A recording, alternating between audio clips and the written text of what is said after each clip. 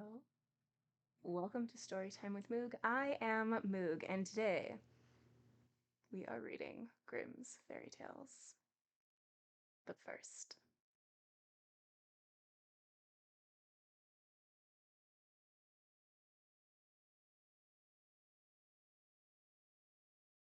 reading updates. I started Neuromancer. This is our Patreon buddy read, birdie read, and I am on page 109. I'm about to start chapter 8, and I'm liking it so far. It is a science fiction book. It's foundational in cyberpunk, and it's also a first in a series. Oopsie, did not mean to start a new series, but it's just well renowned, and a lot of things have been influenced by this book, like The Matrix, Ready Player One, Firefly, or Cowboy Bebop, like those types of things.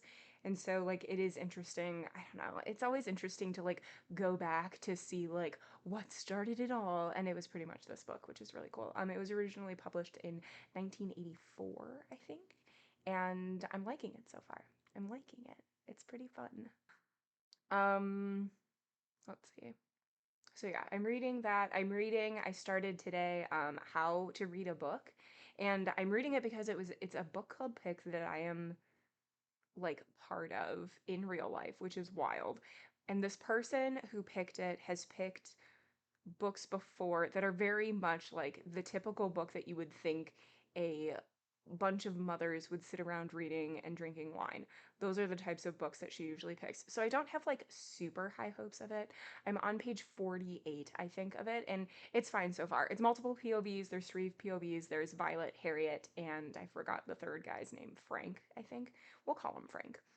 But Violet is in prison, and it's slowly being revealed why she's there. But she's part of a book club that she meets every Friday with some other ladies in the prison.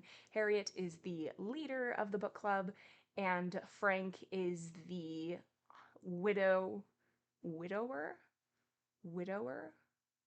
Is that the male version of widow? I think so. Widower of somebody that Violet killed.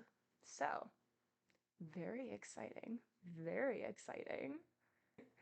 But yes, so I think those are, well, and I'm reading Invincible and I'm forever reading Robin Hobb. But I think those are like the newer books that I've started. I did finish Black Leopard, Red Wolf, which I think I already talked about, but I did finish it. It was fine. It was fine. I think I am not smart enough to appreciate everything. I think if it went with like a class that I had taken or a lecture that I had seen or something to give me more context for the lore and mythology and all of that type of thing, I think I would have had a better appreciation for it. Because the writing style is very different, like the framework of the book is very different than what I'm used to. I was trying to grapple with that at the same time of trying to get an understanding of all of these other things that are happening that may or may not be happening, but they are happening, but they're not happening, if that makes sense. So yeah, I think those are the only things that I'm reading. I've read 49 books this year and I'm behind my reading goal. I'm behind. I get reminded every time I log into Storygraph to like check in a book, and it's like, you're 2 books behind. Girl, you better hurry up. Okay, we're just gonna flip these down. Ta-da! Now it just looks like I have like I'm going to war. Like those shoulder pads. Oh my god, that feels so much better. Ooh. All right, let's do it. Let's do it. Our first story for today is Clever Elsie. There once was a man who had a daughter who was called Clever Elsie.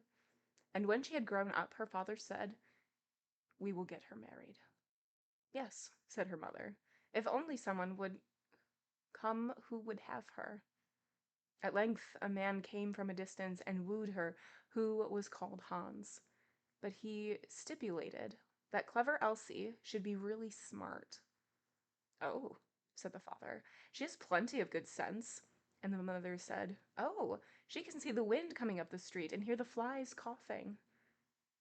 Well, said Hans. "If she is not really smart, I won't have her." When they were sitting at dinner and had eaten, the mother said, "Elsie, go into the cellar and fetch some beer." Then clever Elsie took the pitcher from the wall, went into the cellar, and tapped the lid briskly as she went, so that the time might not appear long. When she was below, she fetched herself a chair and set it before the barrel so that she had no need to stoop, and did not hurt her back or do herself any unexpected injury. Then she placed the can before her and turned the tap, and while the beer was running, she would not let her eyes be idle, but looked up at the wall, and after much peering here and there, saw a pickaxe exactly above her, which the masons had accidentally left there. Then clever Elsie began to weep and said, "If I get Hans and we have a child, and he grows big, and we send him into the cellar here to draw beer, then the pickaxe will fall on his head and kill him." Then she sat and wept and screamed with all the strength of her body over the misfortune which lay before her. Those upstairs waited for the drink, but clever Elsie did not come.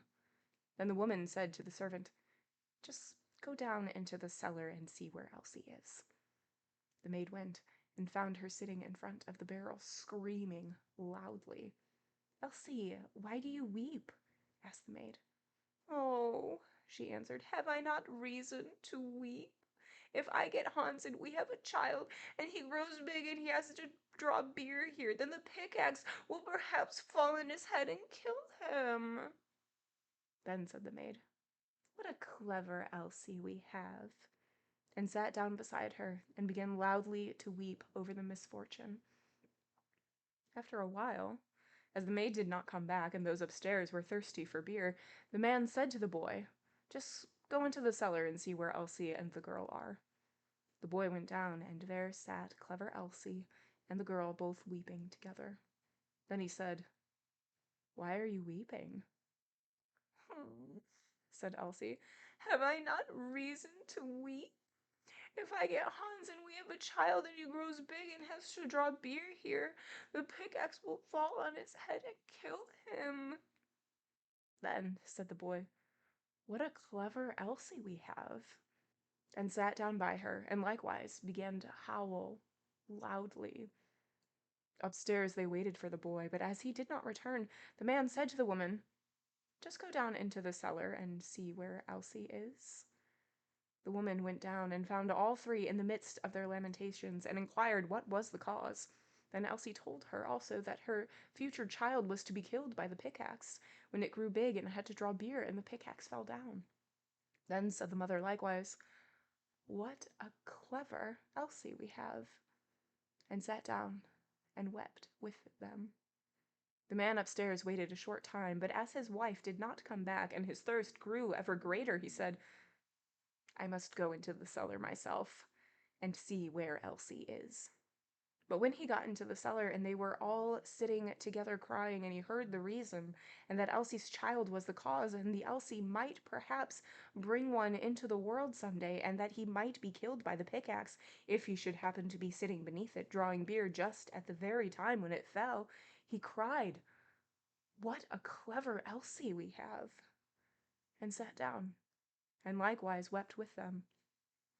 The bridegroom stayed upstairs alone for a long time. Then, as no one would come back, he thought, "They must be waiting for me below. I too must go there and see what they are about."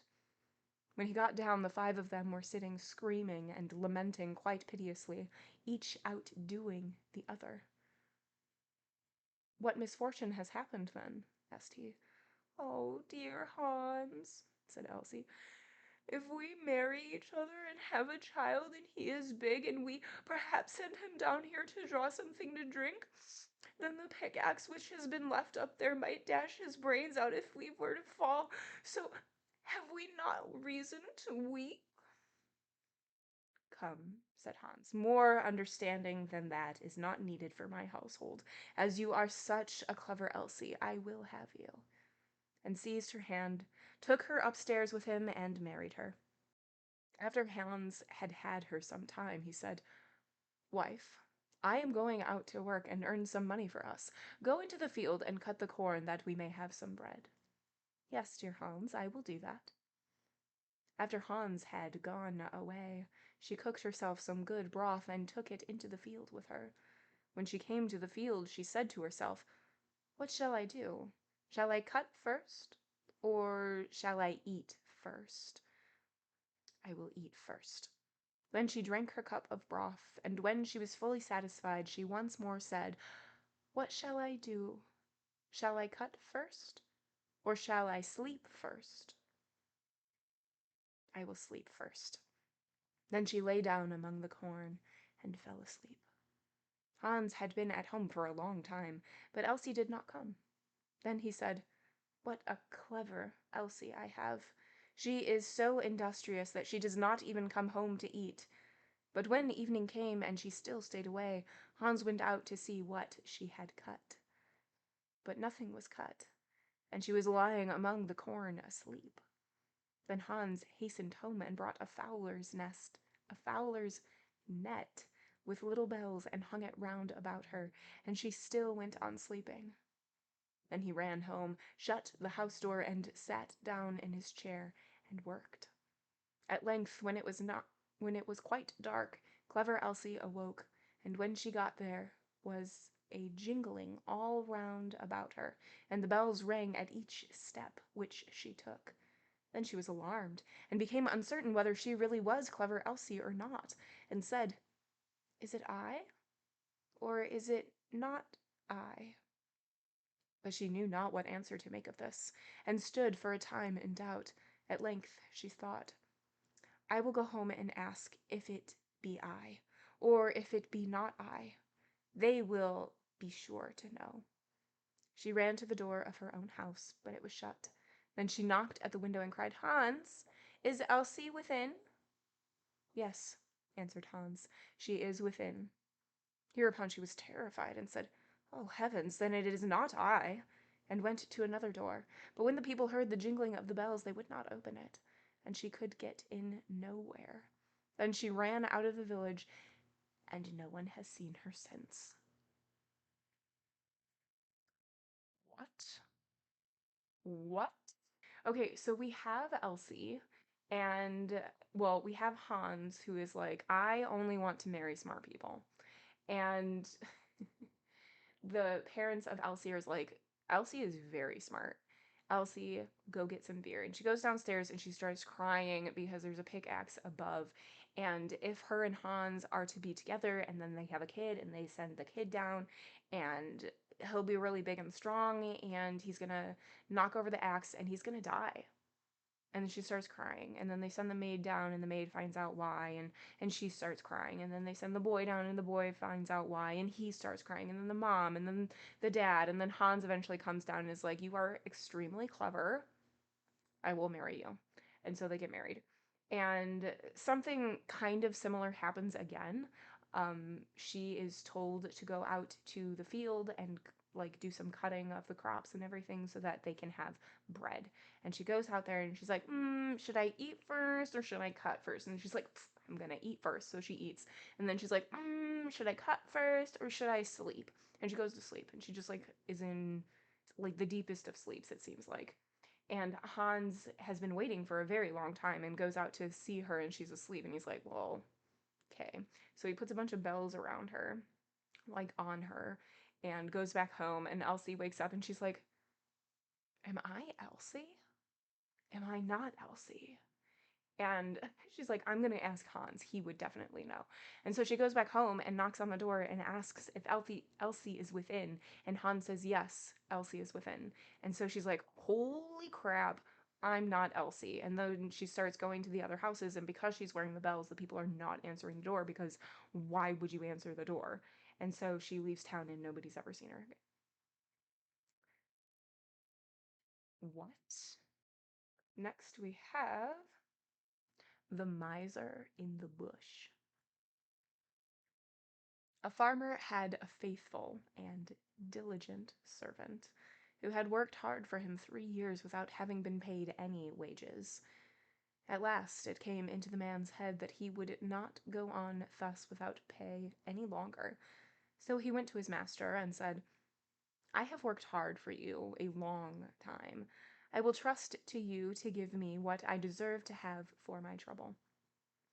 The farmer was a sad miser, and knew that his man was very simple-hearted. So he took out 3 pence and gave him every year's service a penny. The poor fellow thought it was a great deal of money to have, and said to himself, Why should I work hard and live here on bad fare any longer? I can now travel into the wide world and make myself merry. With that he put his money into his purse and set out, roaming over hill and valley. As he jogged along over the fields, singing and dancing, a little dwarf met him and asked him what made him so merry. Why, what should make me downhearted? Said he. I am sound in health and rich in purse. What should I care for? I have saved up 3 years' earnings and have it all safe in my pocket. How much may it come to? Said the little man. A full 3 pence, replied the countryman. I wish you would give them to me, said the other. I am very poor. Then the man pitied him, and gave him all he had, and the little dwarf said in return, As you have such a kind, honest heart, I will grant you 3 wishes, one for every penny, so choose whatever you like. Then the countryman rejoiced at his good luck, and said, I like many things better than money. First, I will have a bow that will bring down everything I shoot at. Secondly, a fiddle that will set everyone dancing that hears me play upon it. And thirdly, I should like that everyone should grant what I ask. The dwarf said he should have his 3 wishes, so he gave him the bow and fiddle and went his way. Our honest friend journeyed on his way too, and if he was more merry before, he was now 10 times more so.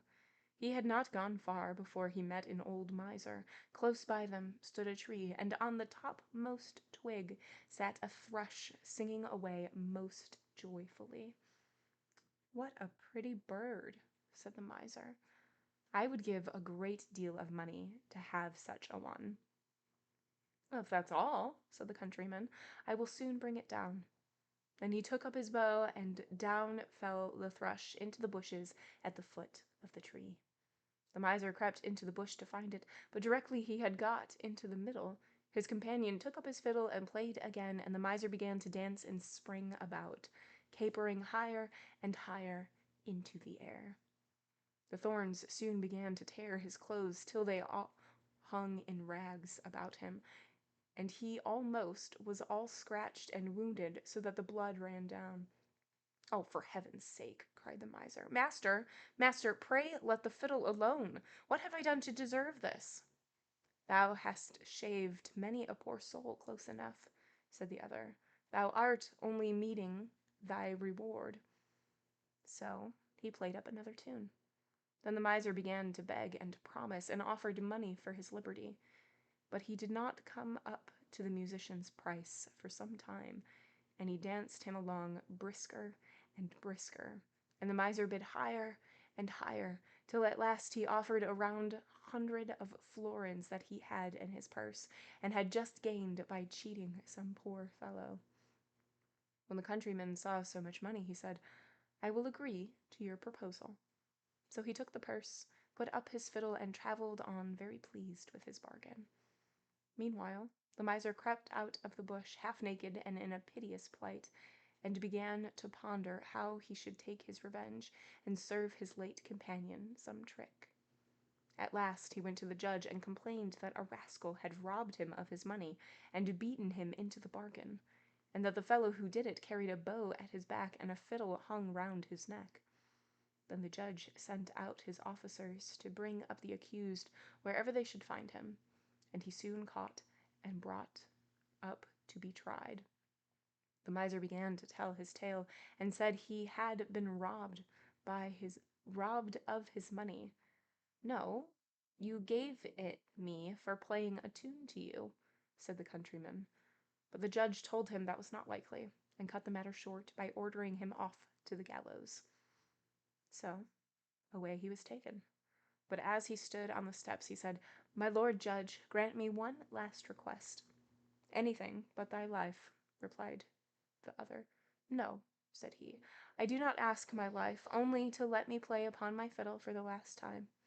The miser cried out, "Oh, no, no, for heaven's sake, don't listen to him. Don't listen to him." But the judge said, "It is only this once. He will soon have done." The fact was, he could not refuse the request, on account of the dwarf's third gift. Then the miser said, bind me fast, for thy pity's sake." But the countryman seized his fiddle and struck up a tune, and at the first note, judge, clerks, and jailer were in motion. All began capering, and no one could hold the miser. At the second note, the hangman let his prisoner go and danced along, and by the time he had played the first bar of the tune, all were dancing together, judge, court, and miser, and all the people who had followed to look on. At first the thing was merry and pleasant enough, but when it had gone on a while there seemed to be no end of playing or dancing.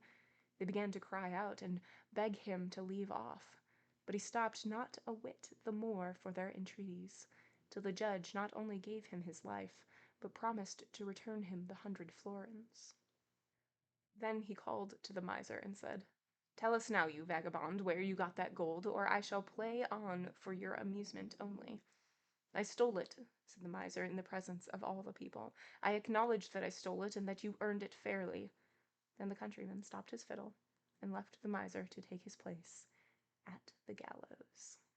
All right, so moral of the story, when you're asked for 3 wishes, ask for a fiddle, a bow that will never miss, a fiddle that, what is it? A fiddle that makes people dance, is that what it is? And that the third wish is that anything you ask is granted. What a great combination of wishes. That's beautiful. Beautiful. All right. Ashputtel. I think that's how you pronounce it. Ashputtel. Ashputtel. The wife of a rich man fell sick, and when she felt that her end drew nigh, she called her only daughter to her bedside and said, "Always be a good girl, and I will look down from heaven and watch over you." Soon afterwards she shut her eyes and died, and was buried in the garden. And the little girl went every day to her grave and wept, and was always good and kind to all about her. And the snow fell and spread a beautiful white covering over the grave. But by the time the spring came, and the sun had melted it away again, her father had married another wife. This new wife had 2 daughters of her own that she brought home with her. They were fair in face, but foul at heart. And it was now a sorry time for the poor little girl. "What does the good-for-nothing want in the parlor?" they said. "They who would eat bread should first earn it. Away with the kitchen maid." Then they took away her fine clothes, and gave her an old gray frock to put on, and laughed at her, and turned her into the kitchen. There she was forced to do hard work, to rise early before daylight, to bring the water, to make the fire, to cook, and to wash. Besides that, the sisters plagued her in all sorts of ways and laughed at her. In the evening, when she was tired, she had no bed to lie down on, but was made to lie by the hearth among the ashes, and as this, of course, made her always dusty and dirty, they called her Ashputtel. It happened once that the father was going to the fair and asked his wife's daughters what he should bring them. "Fine clothes," said the first. "Pearls and diamonds," cried the second. "Now, child," said he to his own daughter, "what will you have?" "The first twig, dear father, that brushes against your hat when you turn your face to come homewards," said she. Then he bought for the first 2 the fine clothes and pearls and diamonds they had asked for, and on his way home, as he rode through a green copse, a hazel twig brushed against him and almost pushed off his hat. So he broke it off and brought it away. And when he got home, he gave it to his daughters. Then she took it, and went to her mother's grave and planted it there, and cried so much that it was watered with her tears. And there it grew, and became a fine tree. 3 times every day she went to it and cried, and soon a little bird came and built its nest upon the tree, and talked with her, and watched over her, and brought her whatever she wished for. Now it happened that the king of that land held a feast, which was to last 3 days, and out of those who came to it his son was to choose a bride for himself. Ashputtel's 2 sisters were asked to come, so they called her up and said, "Now comb our hair, brush our shoes, and tie our sashes for us, for we are going to dance at the king's feast." Then she did as she was told. But when all was done, she could not help crying, for she thought to herself she should so have liked to have gone with them to the ball. And at last she begged her mother very hard to let her go.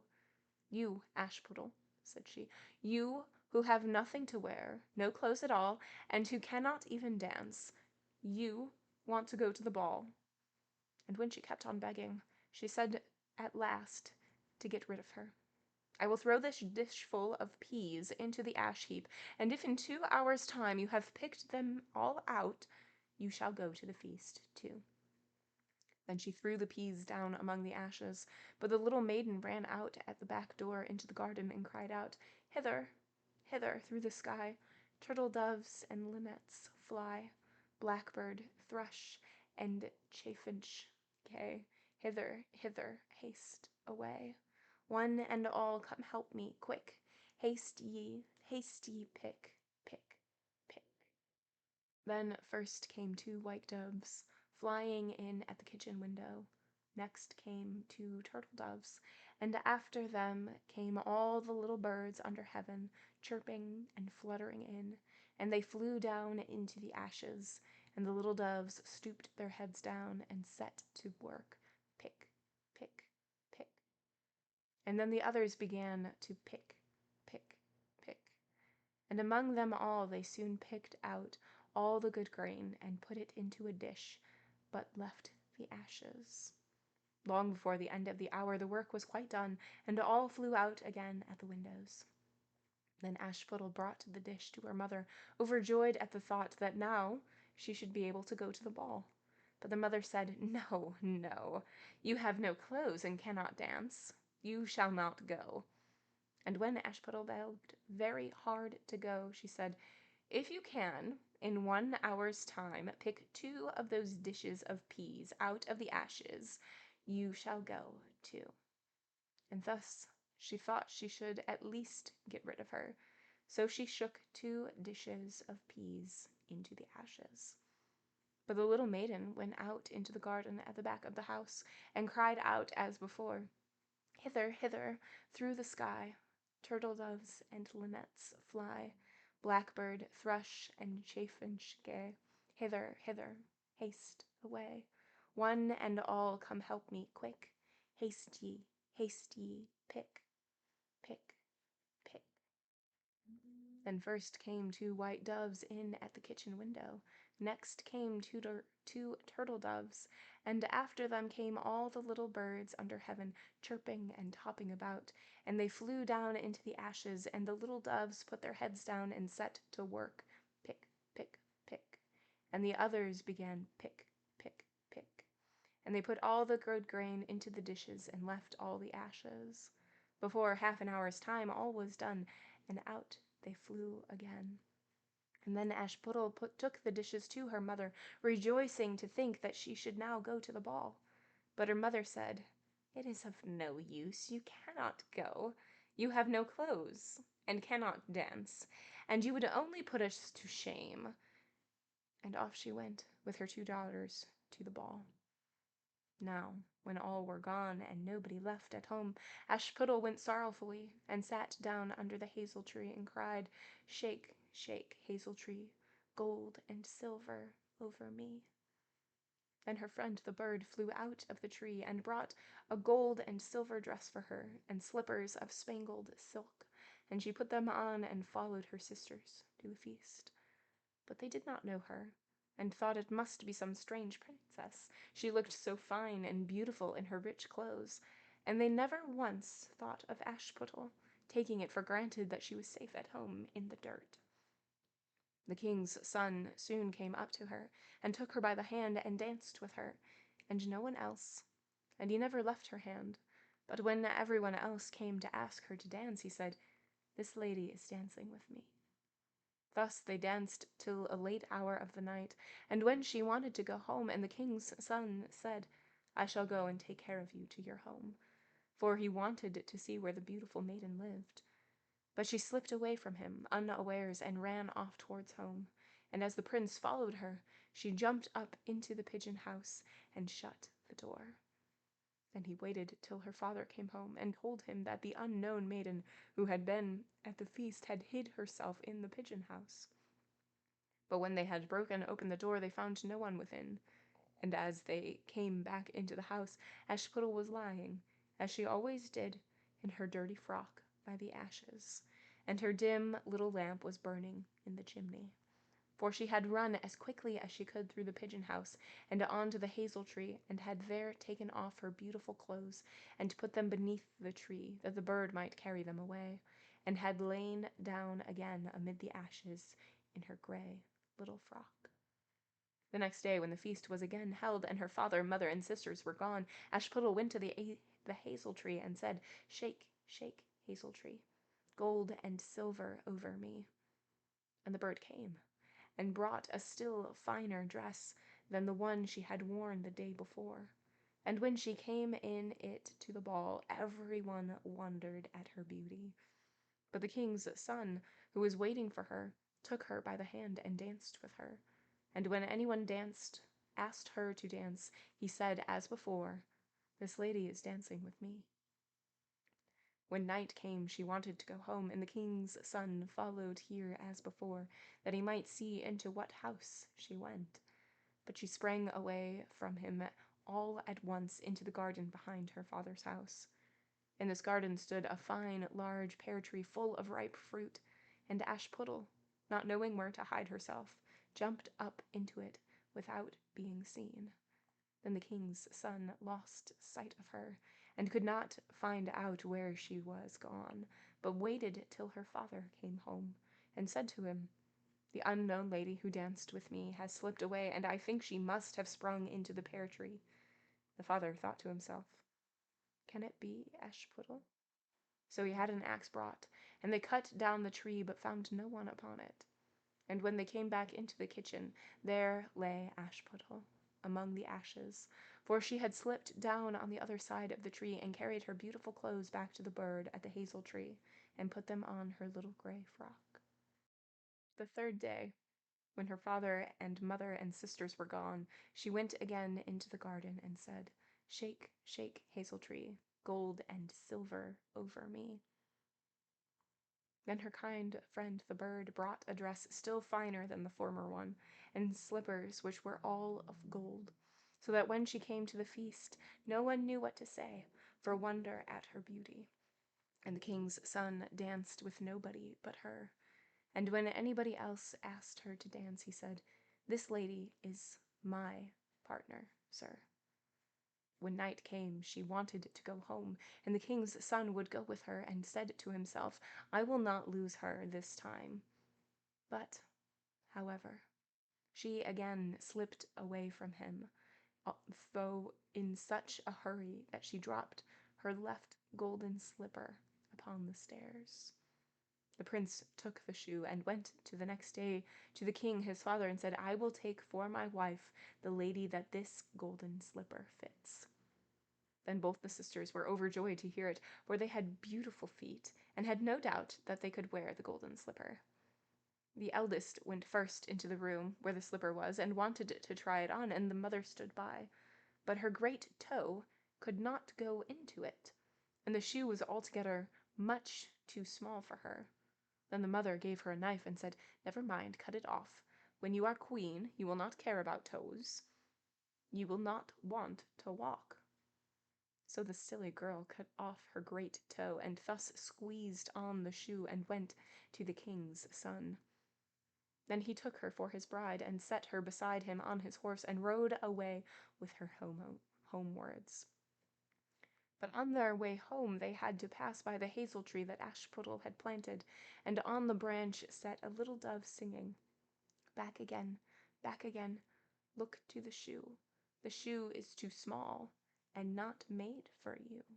Prince, prince, look again for thy bride, for she's not the true one that sits by thy side. Then the prince got down and looked at her foot, and he saw, by the blood that streamed from it, what a trick she had played him. So he turned his horse round and brought the false bride back to her home, and said, "This is not the right bride. Let the other sister try and put on the slipper." Then she went into the room and got her foot into the shoe, all but the heel, which was too large. But her mother squeezed it in till the blood came, and took her to the king's son, and he set her, as his bride, by his side on his horse, and rode away with her. But when they came to the hazel tree, the little doves sat there still, and sang, back again, look to the shoe. The shoe is too small, and not made for you. Prince, prince, look again for thy bride, for she's not the true one that sits by thy side. Then he looked down and saw that the blood streamed so much from the shoe that her white stockings were quite red. Then she turned his horse and brought her also back again. "This is not the true bride," said he to the father. "Have you no other daughters?" "No," said he. "There is only a little dirty Ashputtel here, the child of my first wife. I am sure she cannot be the bride." The prince told him to send her, but the mother cried, "No, no, she is much too dirty. She will not dare to show herself." However, the prince would have her come, and she first washed her face and hands, and then went in and curtsied to him, and he reached her the golden slipper. Then she took her clumsy shoe off her left foot, and put on the golden slipper, and it fitted her as if it had been made for her. And when he drew near and looked at her face, he knew her, and said, "This is the right bride." But the mother and both the sisters were frightened, and turned pale with anger as he took Ashputtel on his horse, and rode away with her. And when they came to the hazel tree, the white dove sang, "Home, home, look at the shoe. Princess, the shoe was made for you. Prince, prince, take home thy bride, for she is the true one that sits by thy side." And when the dove had done its song, it came flying and perched upon her right shoulder, and so went home with her. End of that one. Okay, yeah, this is not like Disney. Disney has not prepared me for this.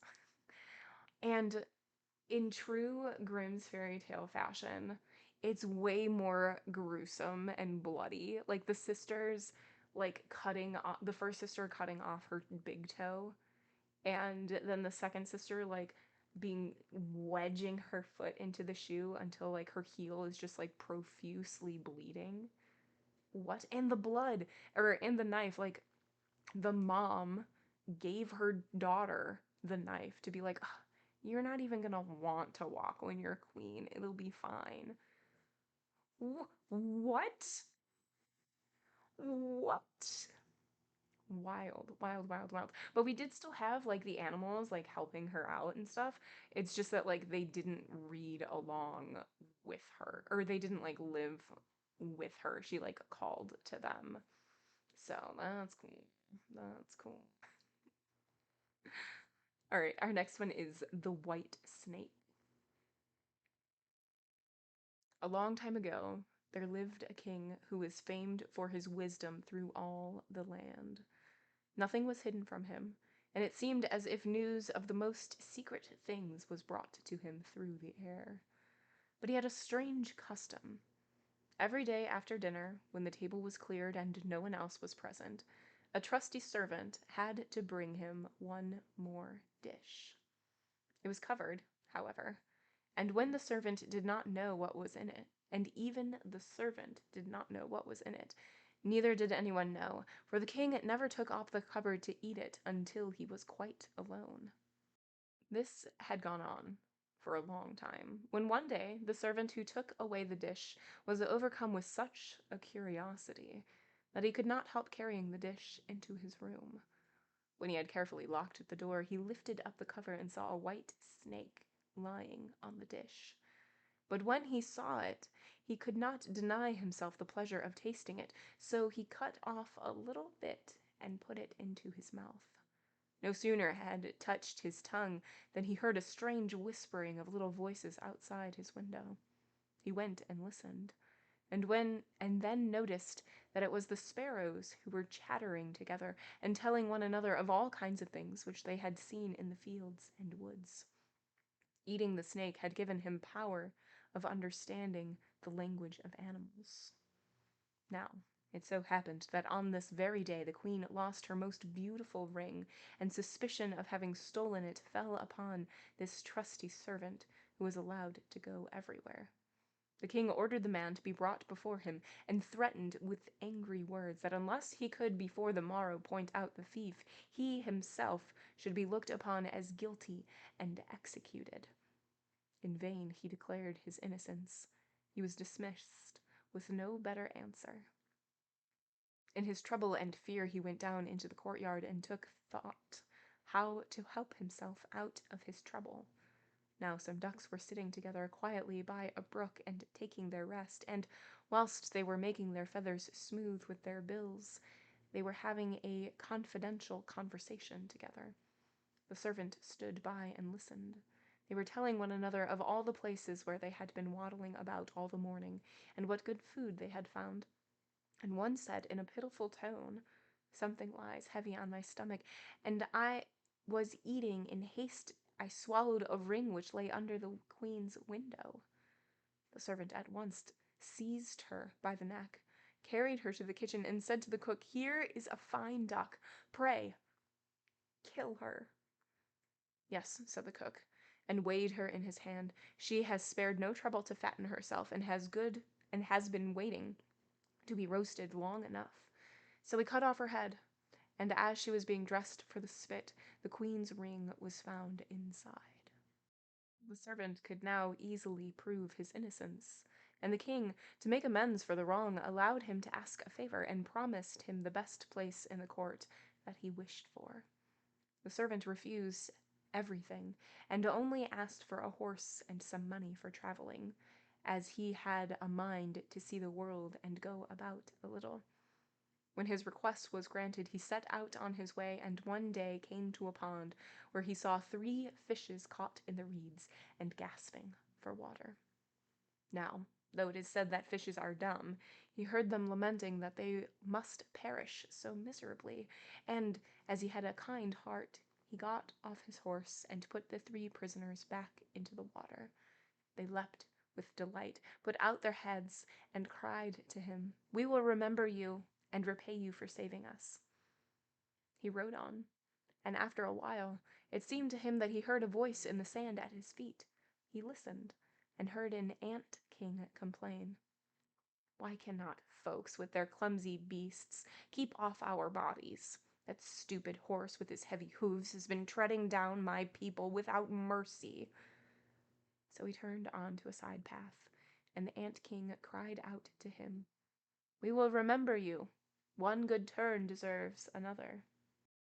The path led him into the wood, and there he saw 2 old ravens standing by their nest and throwing out their young ones. "Out with you, you idle good-for-nothing creatures," cried they. "We cannot find food for you any longer. You are big enough and can provide for yourselves." But the poor young ravens lay upon the ground, flapping their wings and crying, "Oh, what helpless chicks we are! We must shift for ourselves, and yet we cannot fly. What can we do but lie here and starve?" So the good young fellow alighted and killed his horse with his sword, and gave it to them for food. When they came hopping up to it, satisfied their hunger, and cried, We will remember you. One good turn deserves another. And now he had to use his own legs. And when he had walked a long way, he came to a large city. There was a great noise and crowd in the streets, and a man rode up on horseback, crying aloud, "The king's daughter wants a husband, but whoever seeks her hand must perform a hard task, and if he does not succeed, he will forfeit his life." Many had already made the attempt, but in vain. Nevertheless, when the youth saw the king's daughter, he was so overcome by her great beauty that he forgot all danger, went before the king, and declared himself a suitor. So he was led out to the sea, and a gold ring was thrown into it before his eyes. And the king ordered him to fetch this ring up from the bottom of the sea, and added, "If you come up again without it, you will be thrown in again, and again, until you perish amid the waves." And the people grieved for the handsome youth. Then they went away, leaving him alone by the sea. He stood on the shore and considered what he should do, when suddenly he saw 3 fishes come swimming towards him, and they were the very fishes whose lives he had saved. The one in the middle held a mussel in its mouth, which it laid on the shore at the youth's feet. And when he had taken it up and opened it, there lay the gold ring in the shell. Full of joy, he took it to the king and expected that he would grant him the promised reward. But when the proud princess perceived that he was not her equal in birth, she scorned him and required him first to perform another task. She went down into the garden and strewed with her own hands 10 sacks full of millet seed on the grass. Then she said, "Tomorrow morning, before sunrise, these must be picked up, and not a single grain be wanting." The youth sat down in the garden and considered how it might be possible to perform this task, but he could think of nothing, and there he sat sorrowfully awaiting the break of day, when he should be led to death.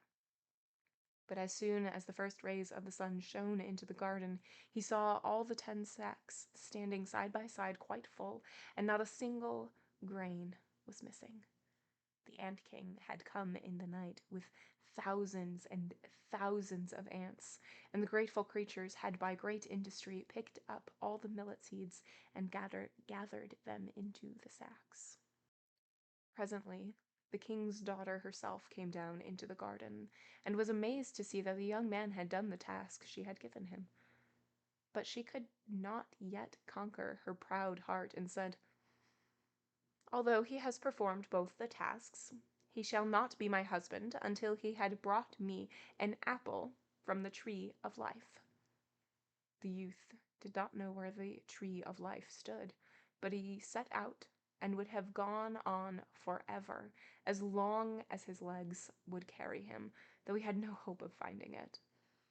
After he had wandered through 3 kingdoms, he came one evening to a wood, and sat down under a tree to sleep. But he heard a rustling in the branches, and a golden apple fell into his hand. At the same time, 3 ravens flew down to him, perched themselves upon his knee, and said, "We are the 3 young ravens whom you saved from starving. When we had grown big and heard that you were seeking the golden apple, we flew over the sea to the end of the world, where the tree of life stands, and have brought you the apple." The youth, full of joy, set out homewards, and took the golden apple to the king's beautiful daughter, who had now no more excuses left to make. They cut the apple of life in 2 and ate it together, and then her heart became full of love for him, and they lived in undisturbed happiness to a great age. The end. Okay, so what did we learn? We learned that we should be eating snakes so that we can understand animals, and then to be nice to the animals because they'll pay you back. And then you can marry a princess. Moral of the story. Thanks. Thanks, Brothers Grimm. The cursed apple. Would you like a pretty apple? Oh, I'm not supposed to open the door. But look how pretty it is. Oh my god. Snow White. Oh, what was her name though? Like, it wasn't Snow White. Snowdrop? Is that what it is? I don't remember. It was something like that.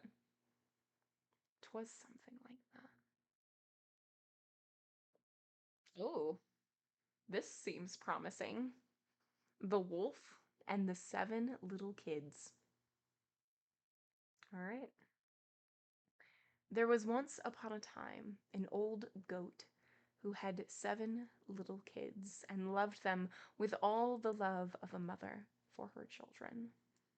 One day, she wanted to go into the forest and fetch some food, so she called all 7 to her and said, "Dear children, I have to go into the forest.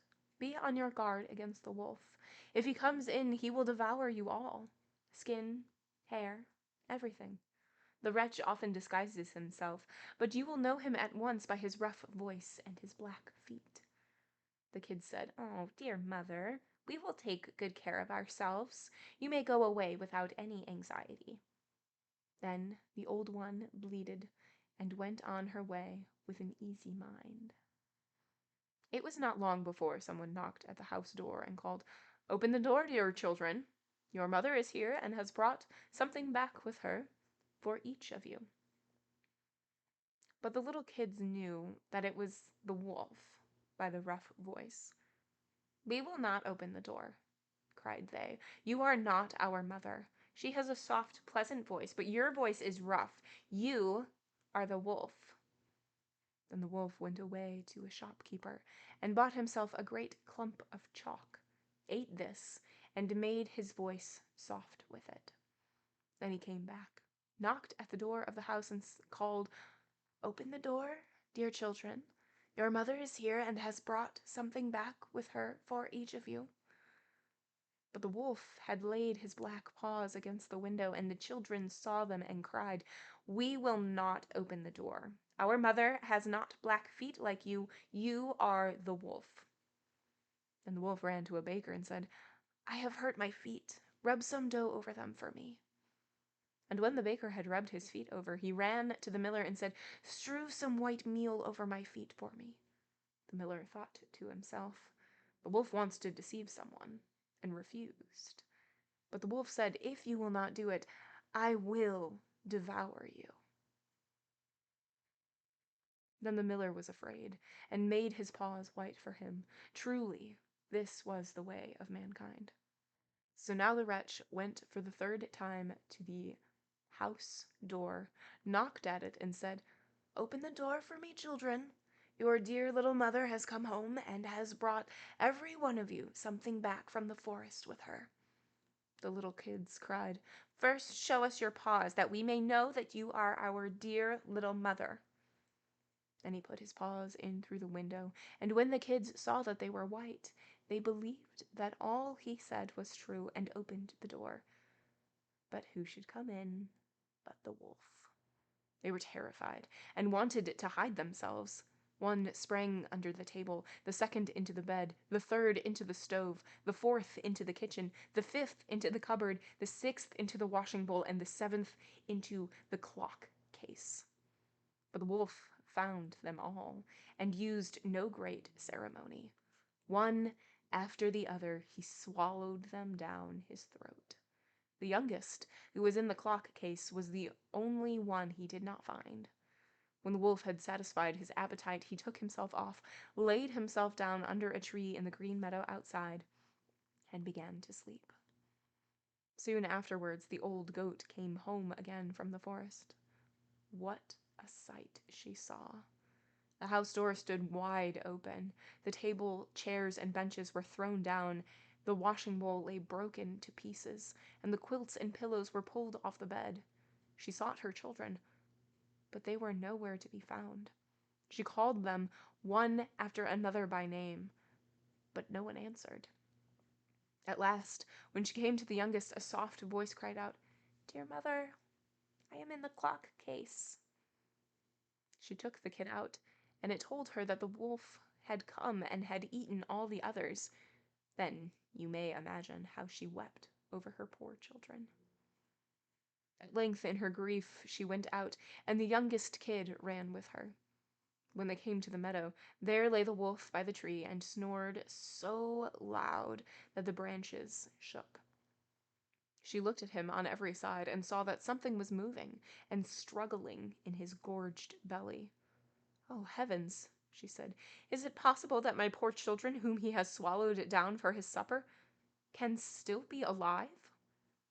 Then the kid had to run home and fetch scissors and a needle and thread, and the goat cut open the monster's stomach, and hardly had she made one cut that one little kid thrust its head out, and when she had cut farther, all 6 sprang out, one after the other, and were all still alive, and had suffered no injury whatever, for in his greediness the monster had swallowed them down whole. What rejoicing there was! They embraced their dear mother and jumped like a traitor at his wedding, jumped like a tailor at his wedding.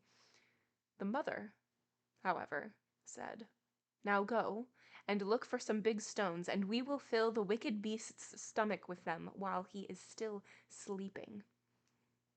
Then the 7 kids dragged the stones thither with all speed, and put as many of them into his stomach as they could get in, and the mother sewed him up again in the greatest haste, so that he was not aware of anything, and never once stirred. When the wolf at length had had his fill of sleep, he got on his legs, and as the stones in his stomach made him very thirsty, he wanted to go to a well to drink. But when he began to walk and to move about, the stones in his stomach knocked against each other and rattled. Then he cried, "What rumbles and tumbles against my poor bones? I thought 'twas 6 kids, but it feels like stones." And when he got to the well and stooped over the water to drink, the heavy stones made him fall in, and he drowned miserably. When the 7 kids saw that, they came running to the spot and cried aloud, "The wolf is dead! The wolf is dead!" and danced for joy round about the well with their mother. The end.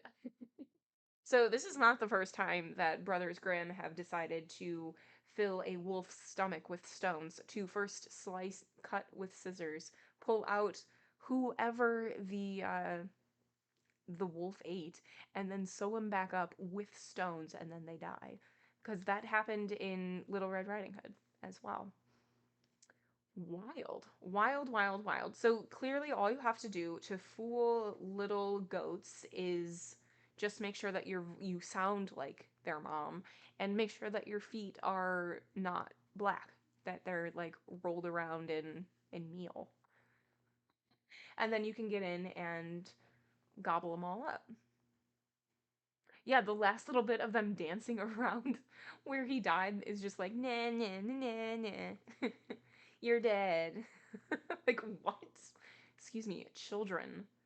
Wolves have such a bad time in fairy tales. I know. Is there any wolf in fairy tales where it's like the good guy?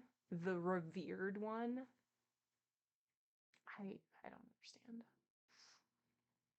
The queen bee. 2 kings' sons, once upon a time, went into the world to seek their fortunes.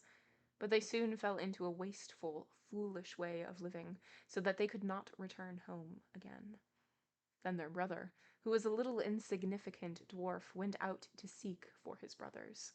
But when he had found them, they were only laughing at him, to think that he, who was so young and simple, should try to travel through the world, when they, who were so much wiser, had not been able to get on.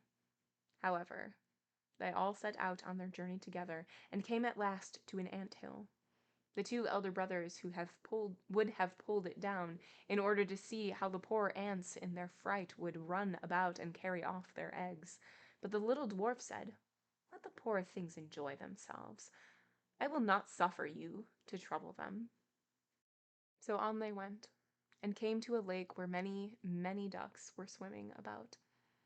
The 2 brothers wanted to catch 2 and roast them, but the dwarf said, "Let the poor things enjoy themselves. You shall not kill them."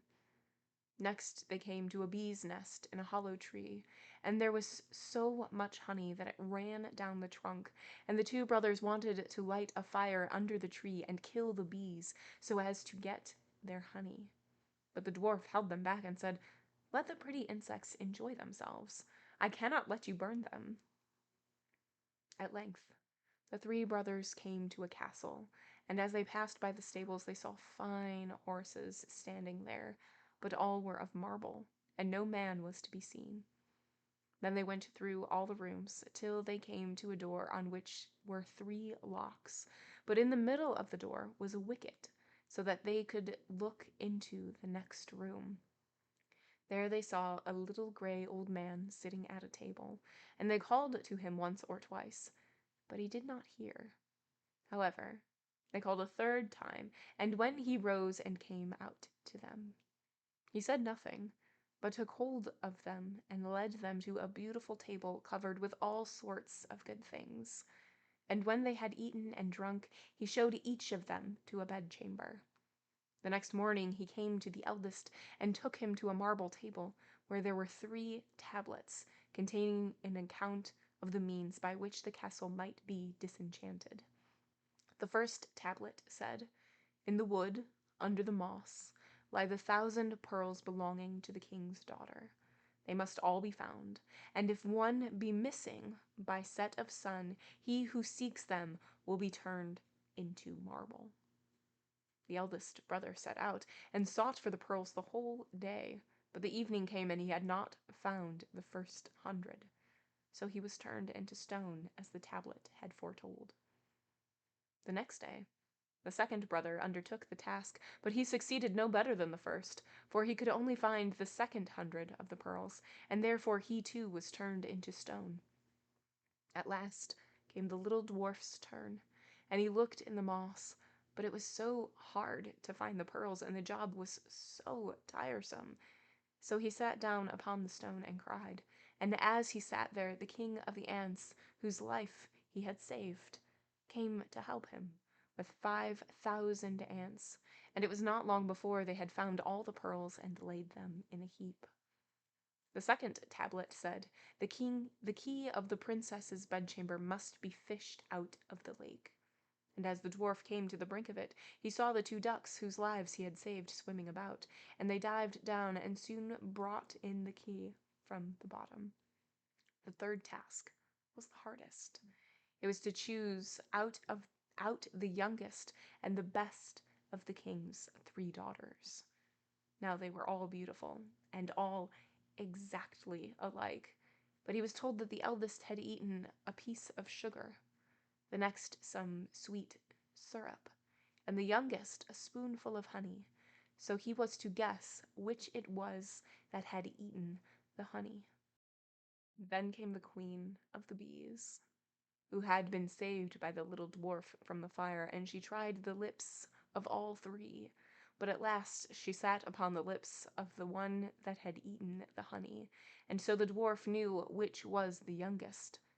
Thus the spell was broken, and all who had been turned into stone awoke and took their proper forms, and the dwarf married the youngest and the best of the princesses, and was king after her father's death, but his 2 brothers married the other 2 sisters.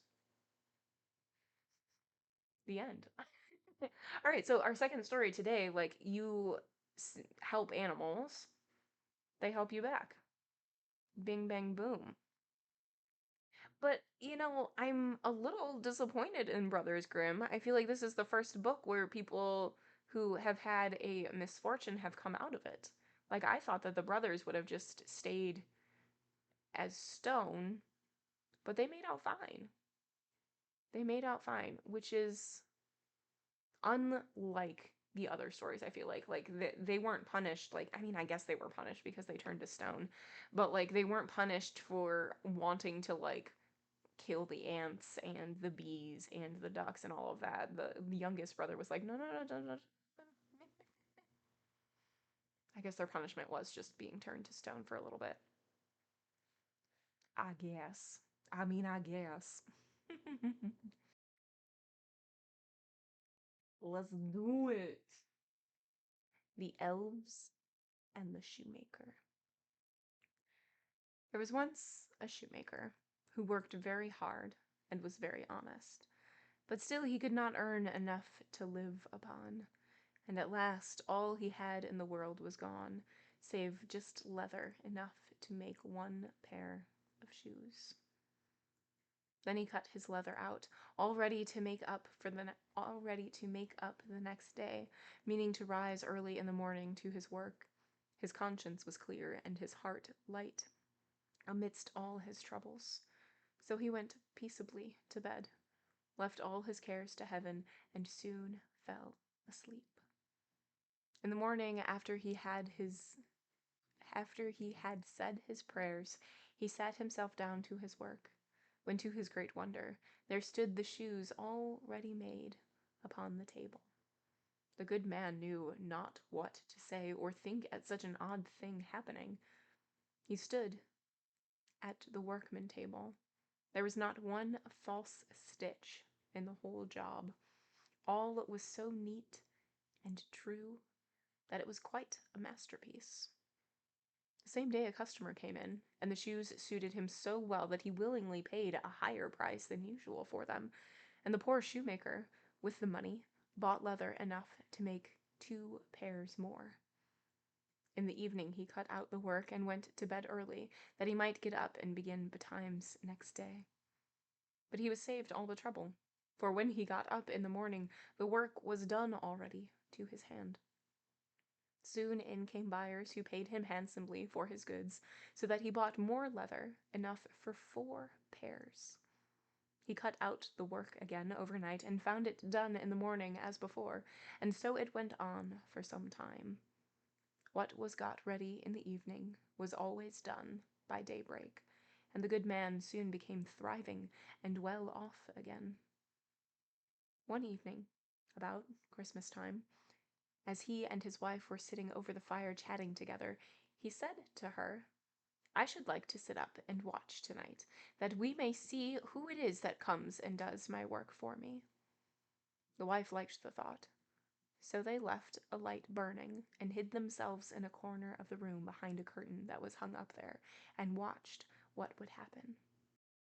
As soon as it was midnight, there came in 2 little naked dwarfs, and they sat themselves upon the shoemaker's bench, took up all the work that was cut out, and began to ply with their little fingers, stitching and rapping and tapping away at such a rate that the shoemaker was all wonder, and could not take his eyes off them. And on they went, till the job was quite done, and the shoes stood ready for use upon the table. This was long before daybreak, and then they bustled away as quick as lightning. The next day the wife said to the shoemaker, "These little wights have made us rich, and we ought to be thankful to them, and do them a good turn if we can. I am quite sorry to see them run about as they do, and indeed it is not very decent, for they have nothing upon their backs to keep off the cold.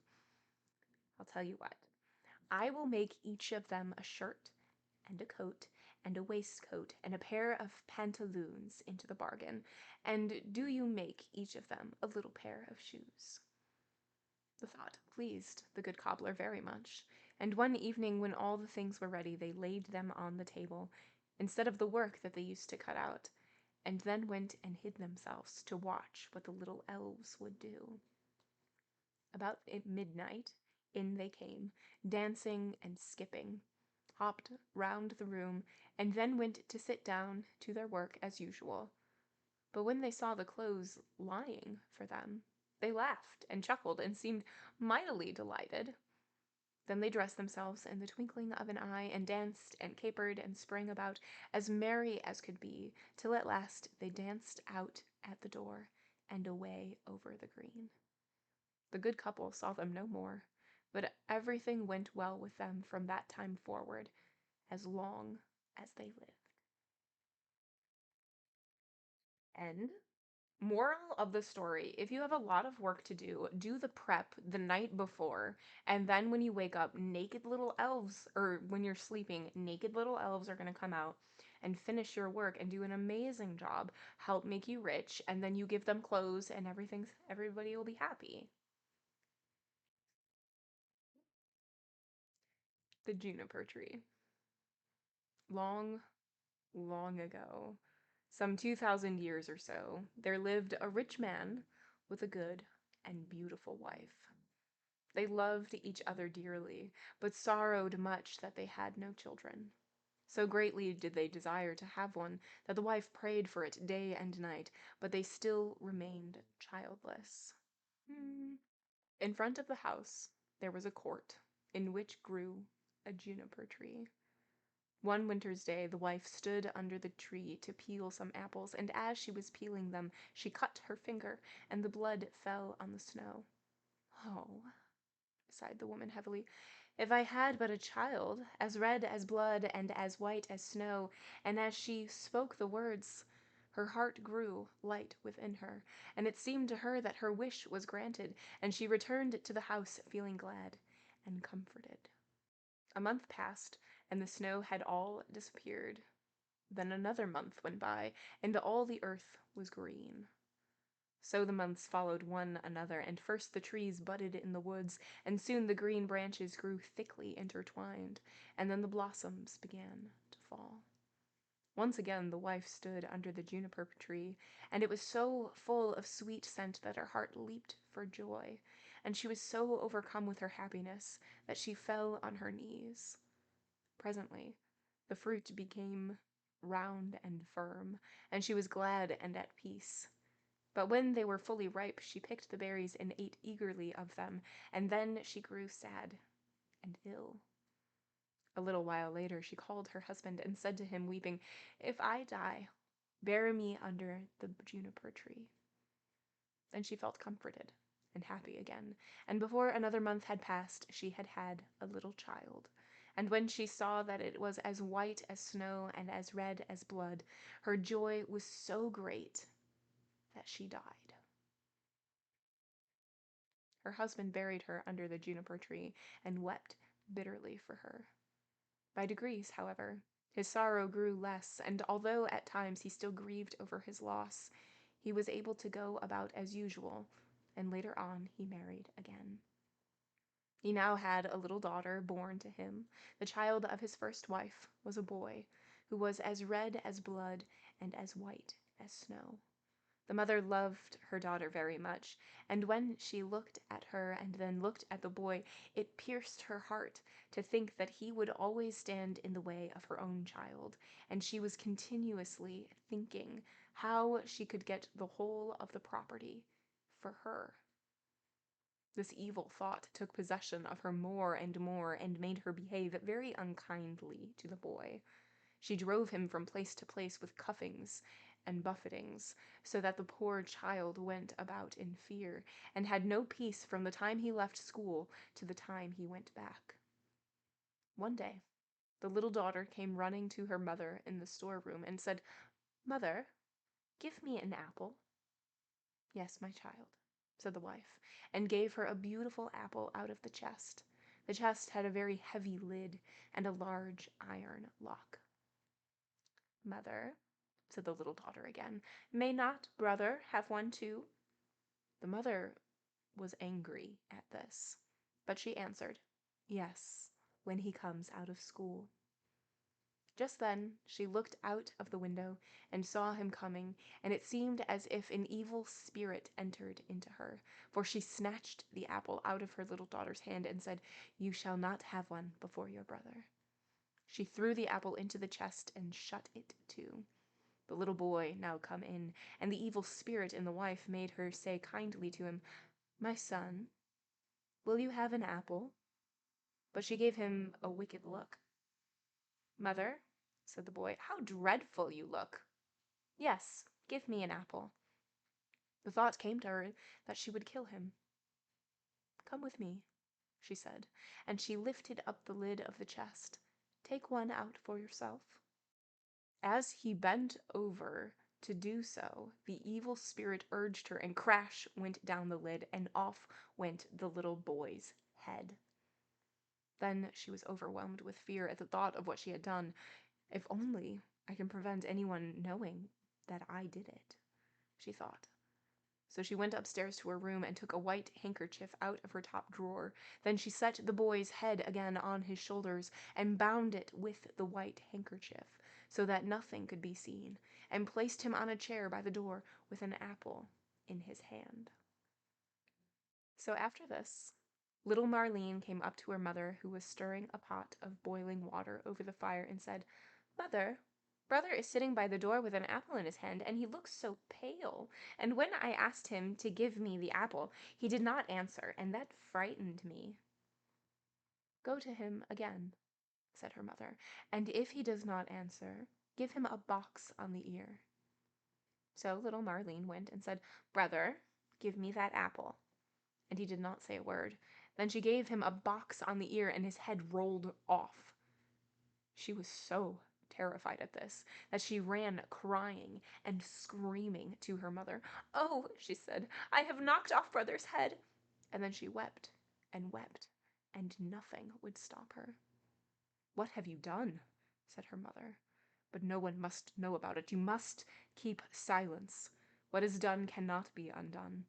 We will make him into puddings." "What?" And she took the little boy and cut him up and made him into puddings and put him in the pot. But Marlene stood looking on and wept, and her tears fell into the pot so that there was no need of salt. Presently, the father came home and sat down to his dinner. He asked, "Where is my son?" The mother said nothing, but gave him a large dish of black pudding, and Marlene still wept without ceasing. The father asked again, "Where is my son?" "Oh," answered the wife, "he is gone into the country to his mother's great uncle. He is going to stay there for some time." "What is he gone there for? And he never even said good-bye to me." "Well, he likes being there, and he told me he should be away quite 6 weeks. He is well looked after there." Feel very unhappy about it," said the husband, "in case it should not be all right, and he ought to have said good-bye to me." With this he went on with his dinner, and said, "Little Marlene, why do you weep? Brother will soon be back." Then he asked his wife for more pudding, and as he ate, he threw the bones under the table. Little Marlene went upstairs and took her best silk handkerchief out of her bottom drawer, and in it she wrapped all the bones from under the table and carried them outside, and all the time she did nothing but weep. Then she laid them in the green grass under the juniper-tree, and she had no sooner done so than all her sadness seemed to leave her, and she wept no more. And now the juniper-tree began to move, and the branches waved backwards and forwards, first one way from one another, and then together again, as if it might be someone clapping their hands for joy. After this a mist came round the tree, and in the midst of it there was a burning as of fire, and out of the fire there blew a beautiful bird that rose high into the air, singing magnificently, and when it could no more be seen, the juniper-tree stood there as before, and the silk handkerchief and the bones were gone.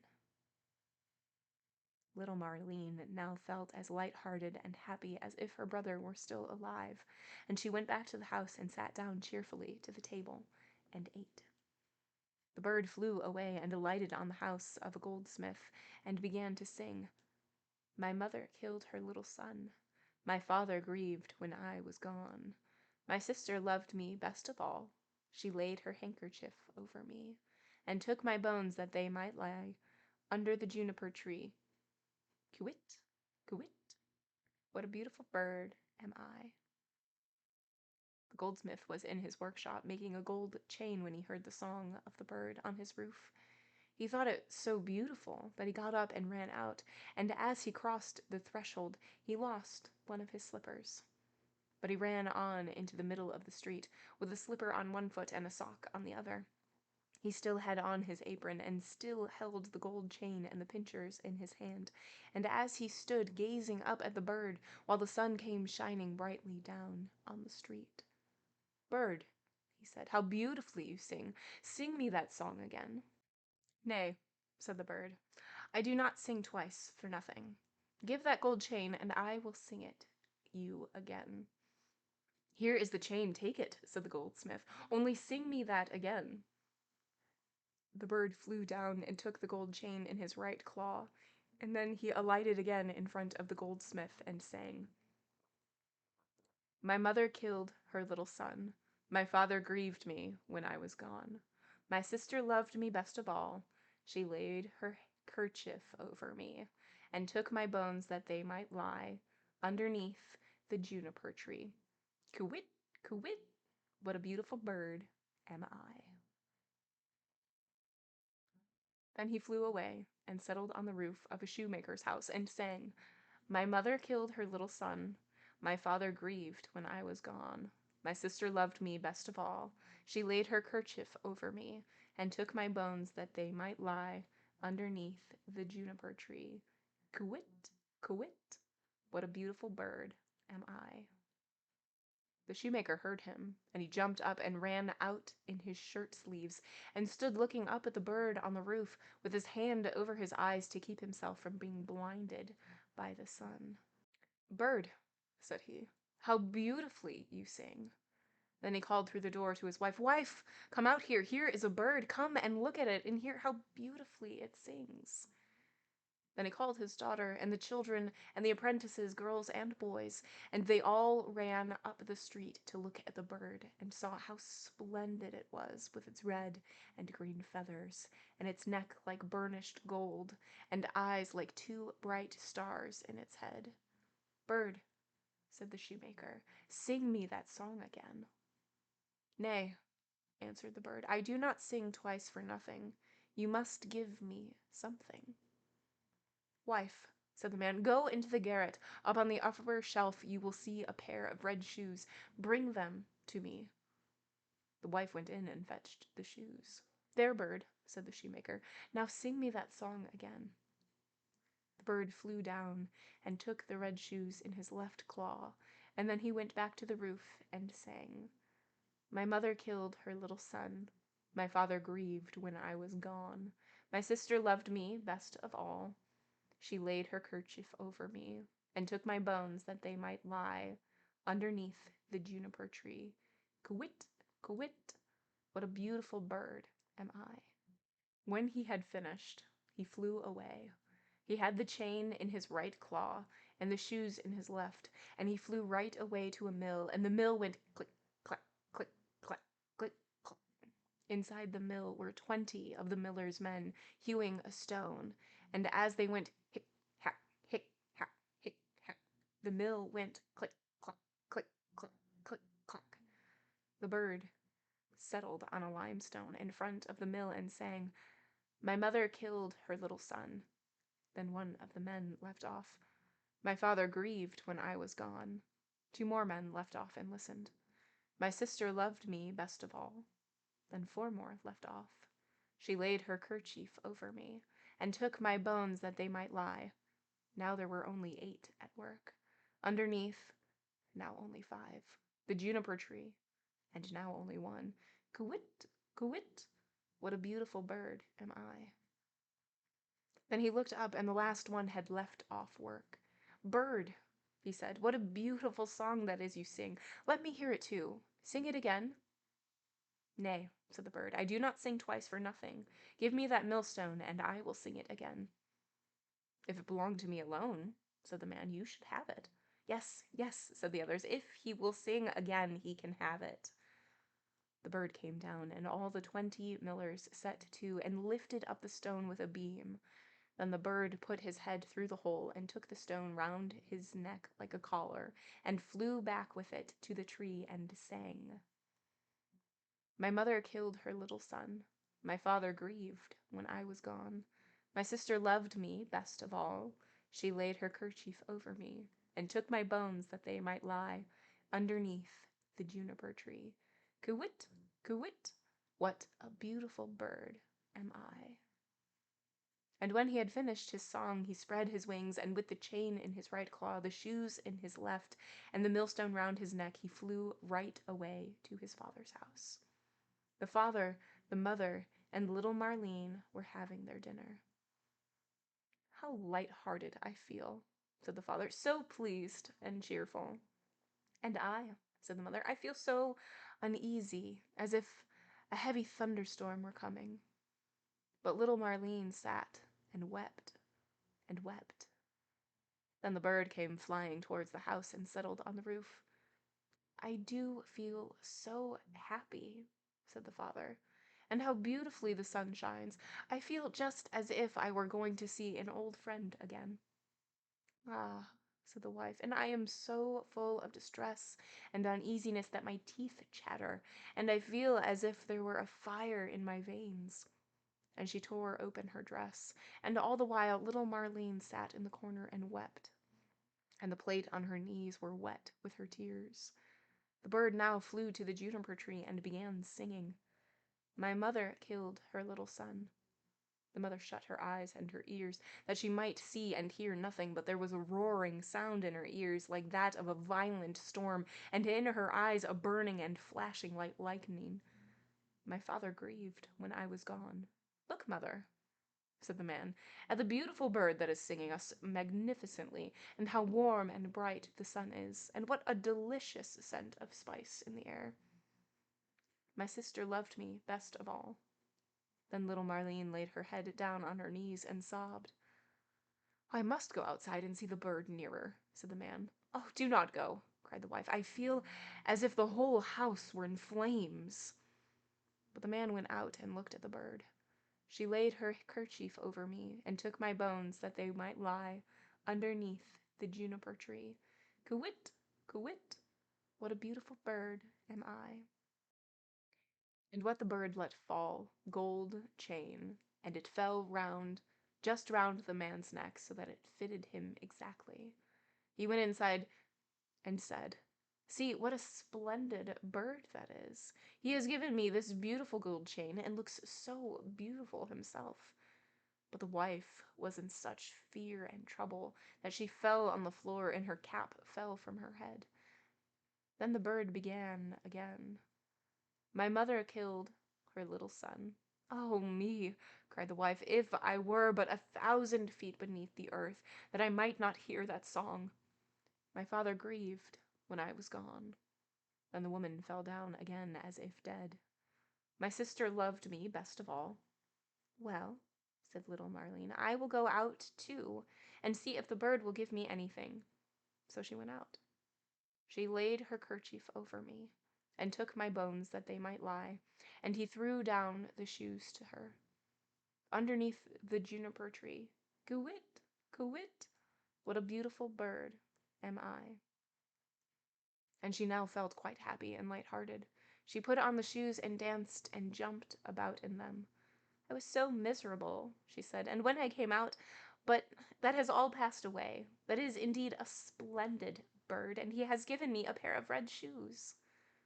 The wife sprang up, with her hair standing out from her head like flames of fire. "Then I will go out too," she said, "and see if it will lighten my misery, for I feel as if the world were coming to an end." But as she crossed the threshold, crash! The bird threw the millstone down on her head, and she was crushed to death. The father and the little Marlene heard the sound and ran out, but they only saw mist and flame and fire rising from the spot, and when these had passed, there stood the little brother, and he took the father and little Marlene by the hand. Then they all three rejoiced, and went inside together, and sat down to their dinners, and ate. The end. What a wild, wild story. Yeah, so we start with the mom. Well, we start with the son. His mom died. The dad remarries, and they have another kid. The mom just hates this little boy. Hates him, hates him, hates him, because he is going to inherit everything. And so she gets like this evil, evil thing, like that feels like it's just like taking over her. And she chops his head off, and then was like, "Oh me, oh my, people can't know that it's me," wraps a like handkerchief around his neck, props him up, and pretends that he's alive, and then like weirdly makes it seem so that like the sister thinks that she killed the brother, and so the sister is just so distraught, brings his bones to the juniper tree. Or no, first they chop him up and eat him. The dad is just oblivious and is like, "Where's my son?" And the mom is just like, "Oh, he's like over in the country spending some time." And oh, and he just accepts it. He's like, "Oh, well, I miss him." And the daughter is just so distraught, and she gathers up all the bones, puts it under the tree. He becomes a bird, and then is just singing his story. And he grabs a gold chain, he grabs a some shoes, and he grabs like the milling stone. What? Evil thing, my ass. Yeah, she was just super selfish. She definitely just wanted, it was her. It was definitely her. Evil thing, like, coming in and like possessing her. Definitely just her own greed. All right, the turnip. There were two brothers who were both soldiers. The one was rich and the other poor. The poor man thought he would try to better himself, so, pulling off his red coat, he became a gardener, and dug his ground well and sowed turnips. When the seed came up, there was one plant bigger than all the rest, and it kept getting larger and larger, and seemed as if it would never cease growing, so that it might have been called the Prince of Turnips, for there never was such a one seen before, and never will again. At last, it was so big that it filled a cart, and two oxen could hardly draw it. The gardener knew not what in the world to do with it, nor whether it would be a blessing or a curse to him. One day he said to himself, "What shall I do with it? If I sell it, it will bring no more than another, and for eating, the little turnips are better than this. The best thing, perhaps, is to carry it and give it to the king as a mark of respect." Then he yoked his oxen and drew the turnip to the court and gave it to the king. "What a wonderful thing," said the king. "I have seen many strange things, but such a monster as this I never saw. Where did you get the seed?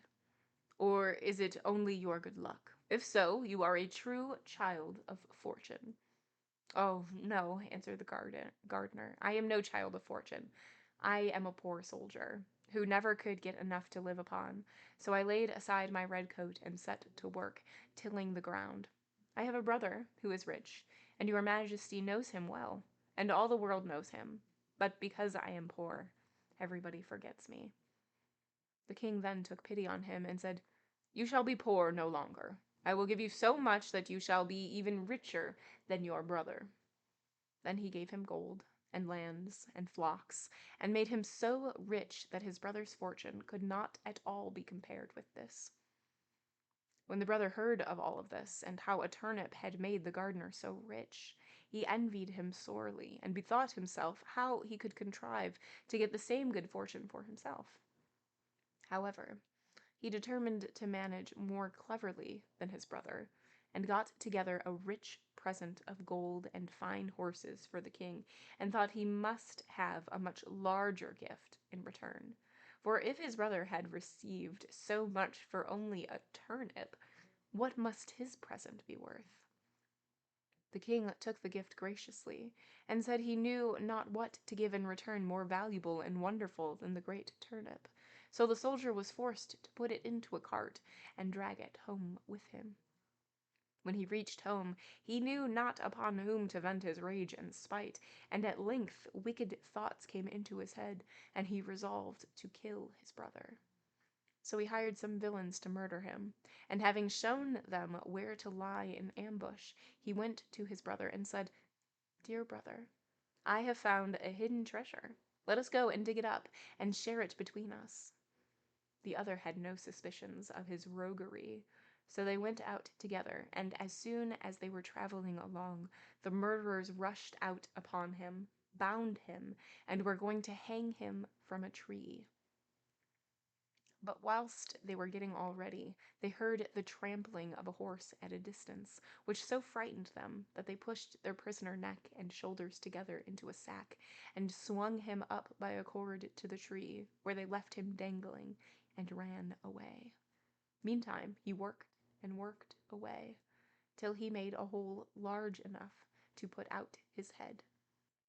When the horseman came up, he proved to be a student, a merry fellow, who was journeying along on his nag, and singing as he went. As soon as the man in the sack saw him passing under the tree, he cried out, "Good morning! Good morning to thee, my friend." The student looked about everywhere, and seeing no one, and not knowing where the voice came from, cried out, "Who calls me?" And the man in the tree answered, Lift up thine eyes, for behold, here I sit in the sack of wisdom. Here have I in a short time learned great and wondrous things. Compared to this seat, all the learning of the schools is as empty air. A little longer, and I shall know all that man can know, and shall come forth wiser than the wisest of mankind. Here I discern the signs and motions of the heavens and the stars, the laws that control the winds, the number of sands on the seashore, the healing of the sick, the virtues of all simples, of birds and of precious stones. Wert thou but once here, my friend, thou wouldst feel and own the power of knowledge. The student listened to all of this, and wondered much. At last he said, "Blessed be the day and hour when I found you. Cannot you contrive to let me into the sack for a little while?" Then the other answered, as if very unwillingly, "A little space I may allow thee to sit here, if thou wilt reward me well and entreat me kindly. But thou must tarry yet an hour below, till I have learnt some little matters that are yet unknown to me." So the student sat himself down and waited a while. But the time hung heavy upon him, and he begged earnestly that he might ascend forthwith, for his thirst for knowledge was great. Then the other pretended to give way, and said, "Thou must let the sack of wisdom descend, by untying yonder cord, and then thou shalt enter." So the student let him down, opened the sack, and set him free. "Now then," cried he, "let me ascend quickly." As he began to put himself into the sack, heels first. "Wait a while," said the gardener. "That is not the way." Then he pushed him in head first, tied up the sack, and soon swung up the researcher, after wisdom dangling in the air. "How is it with thee, friend?" said he. "Dost thou not feel that wisdom comes unto thee? Rest there in peace, till thou art is a wiser man than thou wert." So saying, he trotted off on the student's nag, and left the poor fellow to gather wisdom till somebody should come and let him out.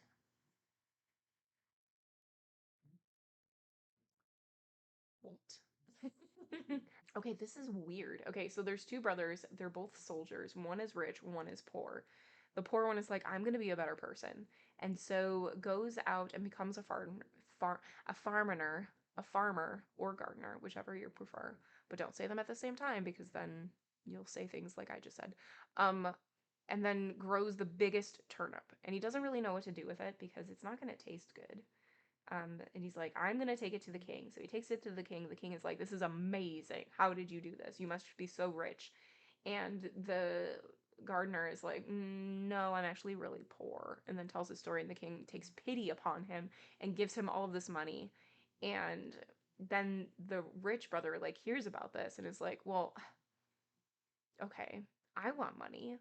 Just think, okay, so my silly farmer brother gave a turnip to the king and got so much. So I'm gonna give so much to the king, and I can't even imagine the riches that he's just gonna fling at me. So the rich brother goes, brings a gift. The king is like, "This is amazing. I don't know how I'm ever gonna repay you. This is just beautiful." And so he gives him the turnip. Hilarious. But then I got lost with the whole sack business, with the wisdom sack thing. The like rich brother is mad, and he's like, "Obviously I need to murder my younger brother, or my poor brother, obviously." And to do that, he like lures him, but then does he find out? I don't understand this sack business. The king is just a troll. That's all it is. I don't know how to repay you. Have this turnip that is clearly priceless.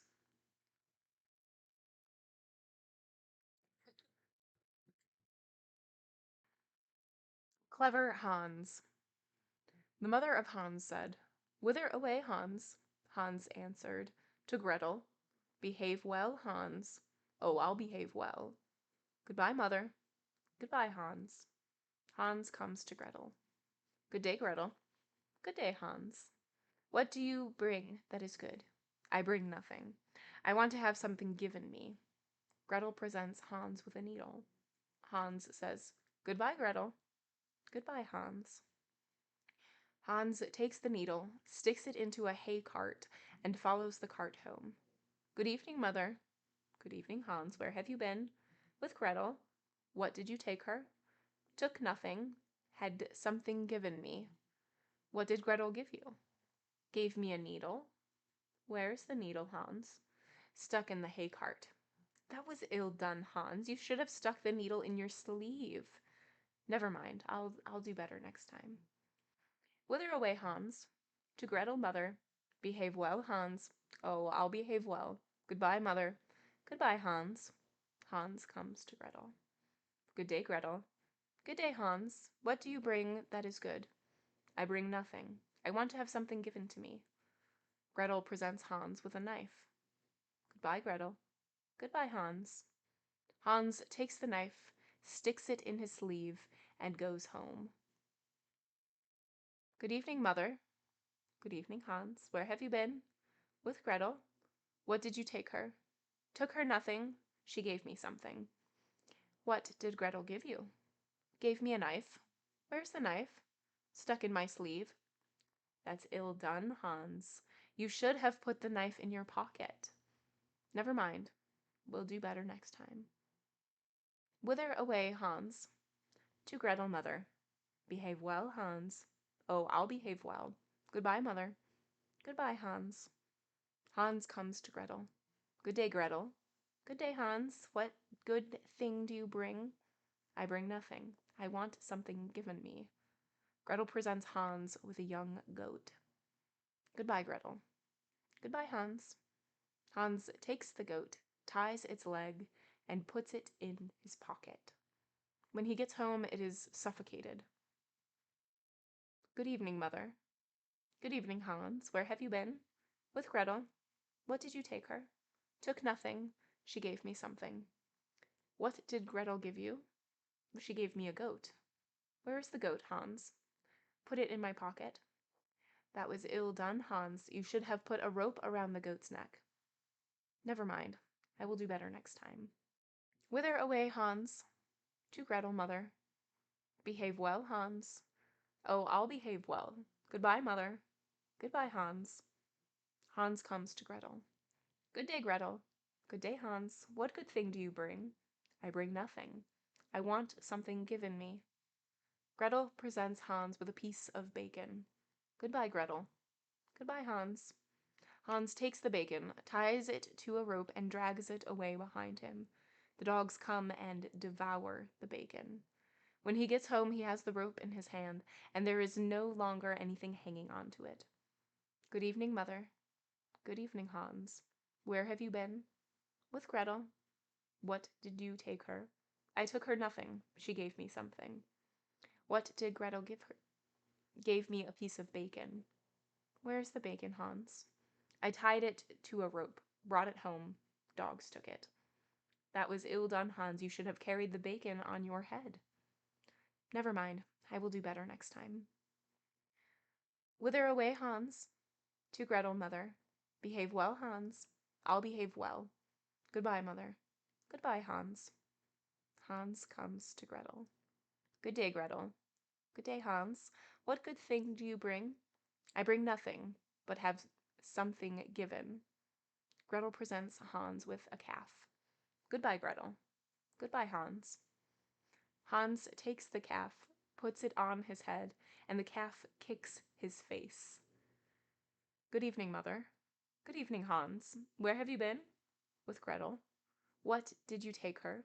"I took nothing, but had something given me." What did Gretel give you? A calf. Where have you the calf, Hans? I set it on my head and it kicked my face. That was ill done, Hans. You should have led the calf and put it in the stall. Never mind. We'll do better next time. Whither away, Hans? To Gretel, mother. Behave well, Hans. I'll behave well. Goodbye, mother. Goodbye, Hans. Hans comes to Gretel. Good day, Gretel. Good day, Hans. What good thing do you bring? I bring nothing, but would have something given. Gretel sends to Hans. I will go with you. Hans takes Gretel, ties her to a rope, leads her to the rack, and binds her fast. Then Hans goes to his mother. Good evening, mother. Good evening, Hans. Where have you been? With Gretel. What did you take her? I took her nothing. What did Gretel give you? She gave me nothing. She came with me. Where have you left Gretel? Well, I led her by the rope, tied her to the rack, and scattered some grass for her. That was ill done, Hans. You should have cast friendly eyes on her. Never mind. We'll do better. Hans went into the stable, cut out all the calves and sheep's eyes, and threw them at Gretel's face. Then Gretel became angry, tore herself loose, and ran away, and was no longer the bride of Hans. The end. Ooh. What? I am going to scream. He's trying, kind of. Just the same story literally every day. Okay, and can we talk about the fact that he cut out all of the animals' eyes and threw them at Gretel? And then Gretel is like, I'm out. And then left? Like, what? That was great. And what a fun one to end on, too. Amazing, amazing, amazing. So yeah, that's gonna be where we end tonight. Our next one, we will continue this next time, and our next one is called The Three Languages. Let's see how many we have left. 1, 2, 3, 4, 5, 6, 7, 8, 9, 10, 11, 12, 13, 14, 15, 16, 17, 18, 19, 20. Only 20 more. That's pretty good. That's pretty good.